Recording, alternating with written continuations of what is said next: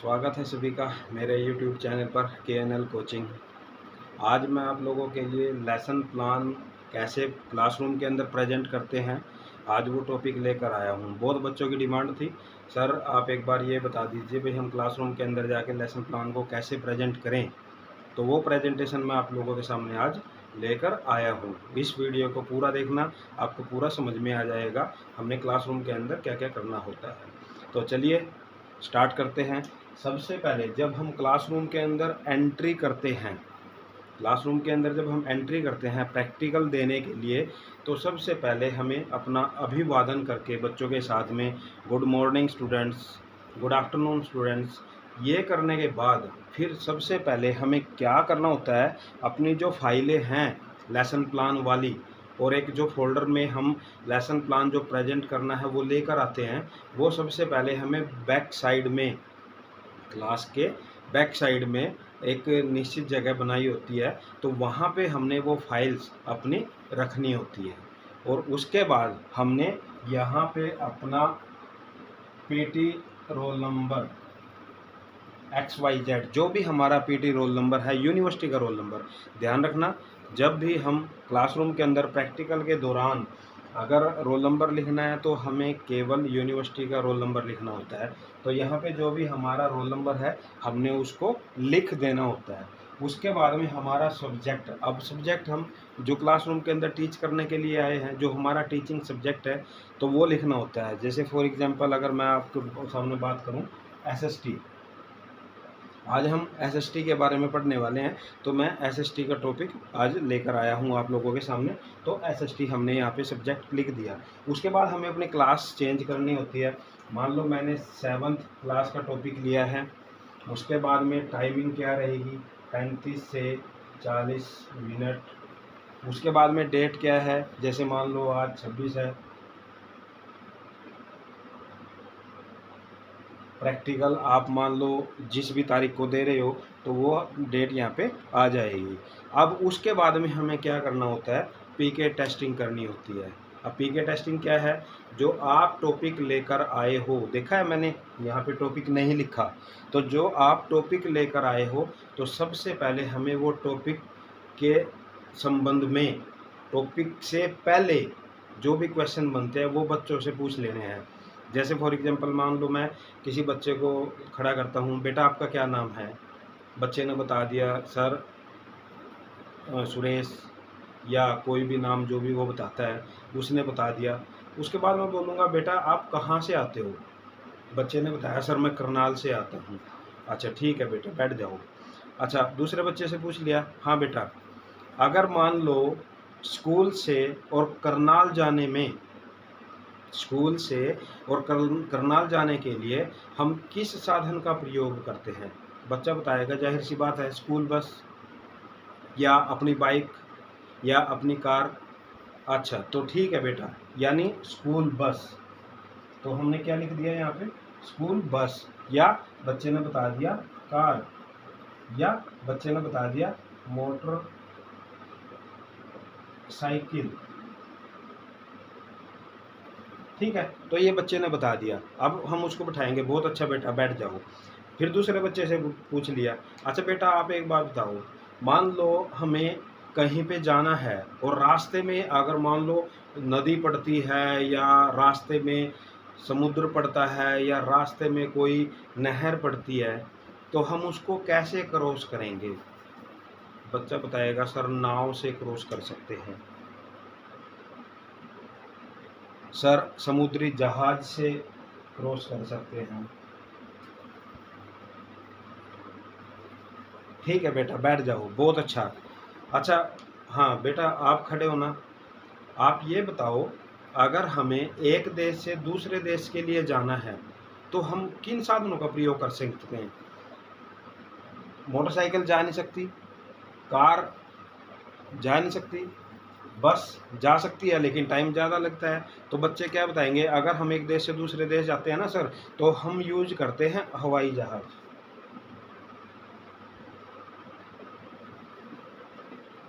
हवाई जहाज, हेलीकॉप्टर। अच्छा ठीक है बेटा बैठ जाओ। फिर हमने किसी और बच्चे को पूछना है, अच्छा बेटा ये बताइए ये आपने बताया बस, कार, नाव, समुद्री जहाज, मोटरसाइकिल, हवाई जहाज, ये सब क्या कहलाते हैं? अब बच्चे इधर उधर देख रहे हैं, नहीं पता। ठीक है बेटा, बैठ जाओ। ये क्वेश्चन मार्क आ गया बच्चों की तरफ से, लास्ट क्वेश्चन। तो हमने क्या किया बेटा, इन सब को हम क्या बोलते हैं? यातायात के साधन, मीन्स ऑफ ट्रांसपोर्टेशन। तो यानी यातायात के साधन।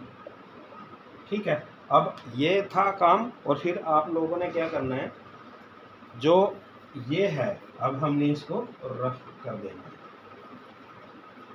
क्योंकि अब आपका जो टॉपिक है वो बच्चों से ही निकल कर सामने आ गया। अब हमने क्या करना है, यातायात के साधन क्या होते हैं इसकी डेफिनेशन देनी है। जब हम एक स्थान से दूसरे स्थान के लिए किसी साधन का प्रयोग करते हैं तो वो यातायात का साधन कहलाता है। अच्छा, पहले ज़माने की अगर बात करें, पहले ज़माने में लोग कैसे एक जगह से दूसरी जगह जाते थे? पैदल जाते थे, या जैसे मान लो घोड़ा बुग्गी होती थी, ठीक है, इस तरह से जाते थे। और एक जगह से दूसरी जगह जाने के लिए बहुत टाइम लग जाता था, महीने लग जाते थे, सप्ताह लग जाते थे, और तब जाके वो अपने गंतव्य की ओर पहुंचते थे। तो ये चीज़ें हैं। अब जैसे ही यातायात के साधन का आविष्कार हुआ, कैसे हुआ? सबसे पहले मनुष्य ने पहिए का आविष्कार किया, और जब पहिए का आविष्कार हो गया तो पहिए के आविष्कार के बाद घोड़ा बुग्गी आई। घोड़ा बुग्गी के बाद फिर जैसे जैसे टेक्नोलॉजी बढ़ती चली गई, कार आ गई, बाइक आ गई, ट्रेन आ गई, हवाई जहाज आ गई, मतलब फिर तो टेक्निक बढ़ती चली गई, और हमारे पास में अनेकों अनेकों साधन हमारे पास आ गए। तो इन चीज़ों से हम कर सकते हैं। अब और आज की देखिए, अगर हम आज इतना मतलब मीन्स ऑफ ट्रांसपोर्टेशन के माध्यम से हमारा जीवन इतना आसान हो गया, हम घर बैठे मोबाइल का प्रयोग करते हैं और कोई भी कार, कोई भी ट्रेन के अंदर सीट अपनी बुक करा लेते हैं।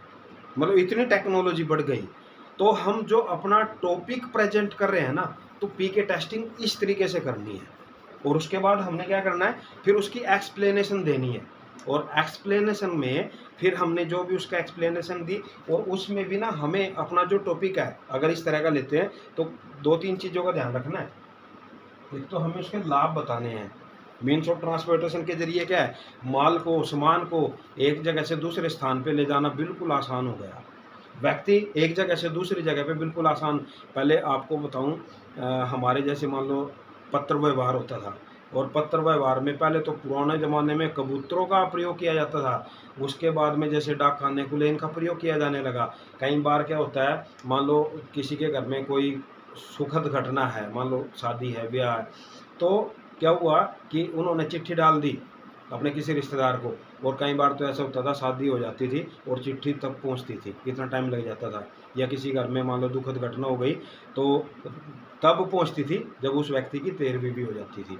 तो और आज क्या है, मोबाइल का प्रयोग होने लगा। मोबाइल का प्रयोग होने से क्या है, मिनटों में, सेकंडों में ये काम सेकंडों में होने लगा, और व्हाट्सएप के माध्यम से हम अपने विचार को दूसरे तक आसानी से पहुंचाने लगे। ठीक है, तो यानी इसके लाभ क्या हैं ट्रांसपोर्टेशन के, पहले हमने वो बता देने हैं। अब देखो, जिस चीज़ का लाभ होता है ना कहीं उसकी हानि भी है। क्यों?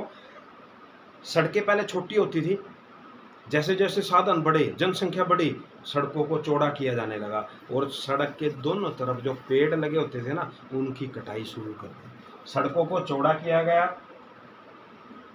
और पेड़ों की कटाई की गई। ठीक है, तो पेड़ों की कटाई होने से क्या हुआ, हानि भी होनी शुरू हो गई। अब हानि क्या होनी शुरू हो गई, एक तो प्रदूषण, ठीक है, प्रदूषण होने लगा। ठीक, और प्रदूषण के बाद क्या हुआ, जैसे ग्लोबल वार्मिंग, ग्लोबल वार्मिंग के बाद मान लो सुनामी, मान लो बाढ़।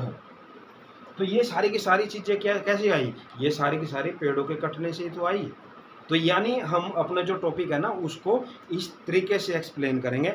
और फिर जब आपका मान लो बोर्ड का कुछ हिस्सा ऐसे हो जाए तो आपने क्या करना है, रफ कर देना है। ये नहीं है पूरा बोर्ड भर देना है, पॉइंट को क्लियर करते चले जाओ और रफ करते चले जाओ। उसके बाद में अब जब हम ट्रांसपोर्टेशन का प्रयोग करते हैं ना तो कुछ सावधानियां भी बरतनी पड़ती हैं। अब वो सावधानियां क्या है, जैसे मान लो आप गवर्नमेंट ने कुछ नियम बना रखे हैं और हम उस नियमों का अगर पालन नहीं करते, क्या होएगा, चालान कट जाएगा। चालान कटता है ना, जुर्माना लग जाएगा। तो हमें अपने साधनों का प्रयोग करते हुए गवर्नमेंट के जो तय नियम हैं उसका भी प्रयोग करना चाहिए। दुर्घटना हो सकती है। आप एक बात बताओ, जैसे आप बाइक पे जा रहे हो, एक छोटा है क्वेश्चन ही है, बाइक पे जा रहे हो, सामने पुलिस वाला खड़ा है, आपने हेलमेट नहीं लगा रखा, पुलिस वाले का कोई लालच है उसमें? बताओ, पुलिस वाले का कोई लालच है? पुलिस वाले का कोई लालच नहीं है। अगर आप हेलमेट लगा के चलते हो, सारे कागज लेके चलते हो, आपको हिम्मत ही नहीं है किसी की रोक कर चालान काट दे।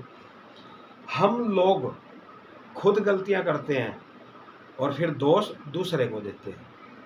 तो हमें इन चीज़ों का ध्यान रखना है। गवर्नमेंट ने अगर कुछ नियम बनाए हैं तो उन नियमों का पालन करना भी हमारी जिम्मेवारी होती है। तो इस तरीके से हमने अपना जो भी टॉपिक है उसको एक्सप्लेन करना है। और उसके बाद जब आपका लगता है भाई हाँ टाइम हो गया, आपका लेक्चर कंप्लीट हो गया, तो फिर आपने क्या देना है, गृह कार्य। और गृह कार्य क्या करते हैं, अच्छा बच्चों आप लोगों ने ना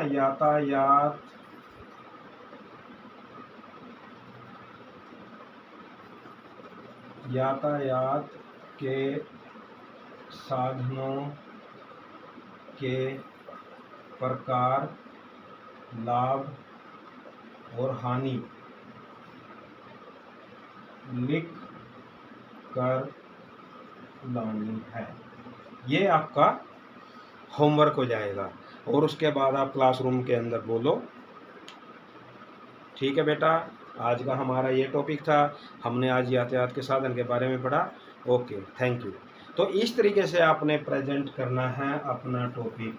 फिर जब क्लासरूम के अंदर नया बच्चा एंट्री करता है, अब ये तो चला गया इसको ऐसे ही छोड़ के, नया बच्चा आया अपना टॉपिक लिए बैठा है, मान लो हिंदी में संज्ञा, और आते क्या शुरू कर दिया, बेटा आपका क्या नाम है, रमेश। बेटा आप कहाँ से आते हो, करनाल से। बेटा जो मैं ये लिख रहा हूँ ये क्या है, मान लो चौक हाथ में है, चौक, पेन हाथ में है, पेन, मार्कर हाथ में है, मार्कर। तो यानी बेटा अच्छा ये बताओ ये क्या है, व्यक्ति का नाम, ये क्या है, जगह का नाम, स्थान का नाम, और ये क्या है, वस्तु का नाम। तो लास्ट का जो क्वेश्चन होएगा वो क्या होएगा, बेटा इन सबको क्या कहते हैं, क्वेश्चन मार्क। इनको बेटा कहते हैं संज्ञा। तो आज का हमारा टॉपिक है संज्ञा। और देखो मज़े की बात आपको जो बता रहा हूँ मैं, पीछे एग्जामिनर बैठा है और यहाँ यातायात के साधन लिखा पड़ा है। पीके टेस्टिंग आप कौन सी कर रहे हो, संज्ञा की। तो सबसे पहले क्लासरूम के अंदर आने के बाद ये रफ करना है। अगर आपका ये सब्जेक्ट नहीं है तो ये रफ करना है, अगर आपका रोल नंबर ये नहीं है तो ये रफ करना है, और तब जाके आपकी पीके टेस्टिंग करनी है। मेरी इस क्लास से आपको पूरा समझ में आ गया होगा लेसन प्लान को क्लासरूम के अंदर कैसे प्रेजेंट करना है। बस एक काम करना, जो रेड वाला बटन है ना सब्सक्राइब वाला, उसको दबा देना। इससे एक मोटिवेशन मिलती है भैया हाँ मेरे चैनल को सब्सक्राइब किया जा रहा है। और कमेंट बॉक्स के अंदर लिख देना अगर कुछ समझ में नहीं आया है, तो मैं प्रयास करूँगा आप लोगों को बताने की। ठीक है, ओके, थैंक यू।